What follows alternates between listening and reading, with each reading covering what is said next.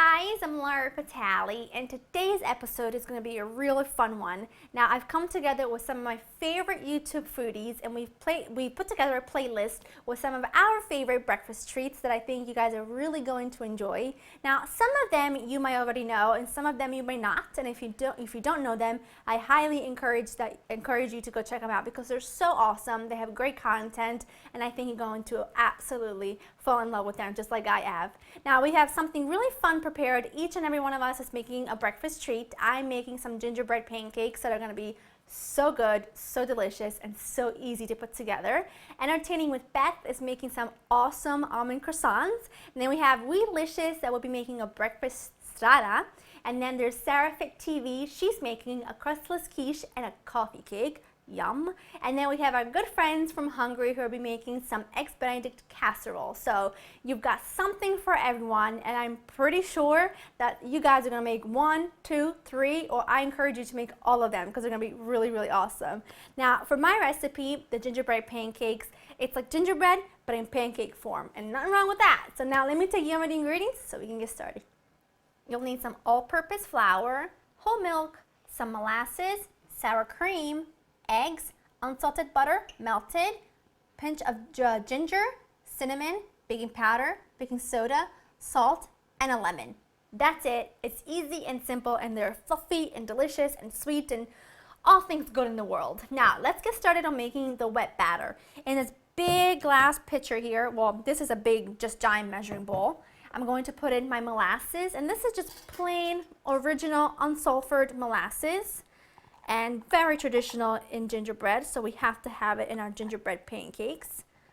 Get that in there. And a really good tip too for any time you're working with honey or molasses or anything sticky like that, spray your container with some nonstick spray. It comes out really easy. It doesn't get all stuck, and then it's just super difficult to get it to come out. So you don't want that. Then I've got some sour cream, not a whole lot, but it adds so much, it actually doesn't add a lot of flavor, but what it does do is make the pancakes very, very light and fluffy and moist and the way pancakes should be. So then we have eggs, 2 eggs, a little bit of unsalted butter that's been melted and cooled, and then we're going to add in the milk and a little bit of lemon zest. I think the combination of lemon with gingerbread is awesome. I put it in the filling for my ginger cookies, my cream-filled ginger cookies. I put a little bit of lemon zest in there.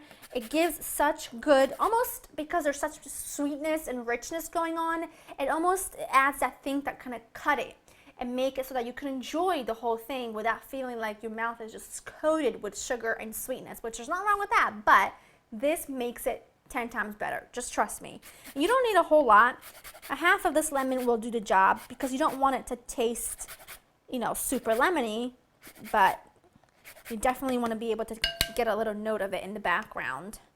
Trying to get it all off there. I'm going to just take my spatula out for now and switch to my half moon whisk and just mix this thing all together until you have it well combined. That looks good. Now set that aside and let's work on the dry ingredients. In this big bowl, we're going to add in the flour with all of our spices and baking soda, baking powder, the salt. I'm just going to give this a whisk just to combine. It smells so amazing already because I can really smell the molasses and the lemon, and then I can smell the cinnamon. It is pretty awesome. I'm just going to pour. Get this out of here. I'm going to pour my wet into dry, and then I'm just going to mix them together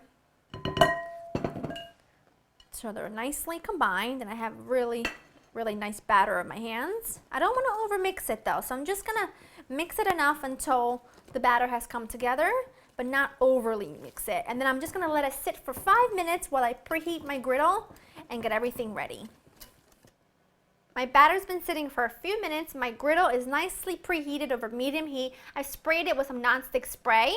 Not that it needs it because it's a nonstick griddle. But anyway, just now taking a little bit of the batter at a time with a ladle. Look at that.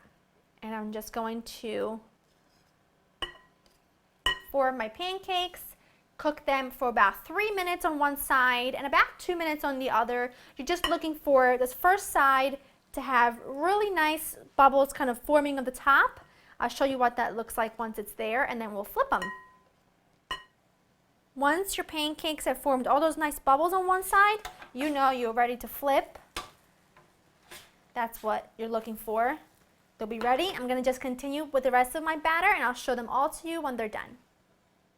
Last one to come off, which is going to go right on my plate. And now you could serve this with maple syrup and butter like I'm probably going to. But personally for me, I love them best with just some powdered sugar sprinkled over the top. I don't know why, it just adds a nice little touch of sweetness, but not too much to kind of overpowers the flavors from, you know, from all the spices and the molasses and the lemon. I want to taste it just the way that it is. And look how fluffy they are. Look at that. That is perfect.